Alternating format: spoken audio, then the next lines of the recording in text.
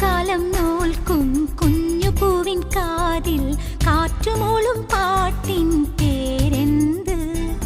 വെള്ളിമേഘത്തേരിൽ വന്നിറങ്ങും പ്രാവുകൾ കൂടുവയ്ക്കാൻ തേടും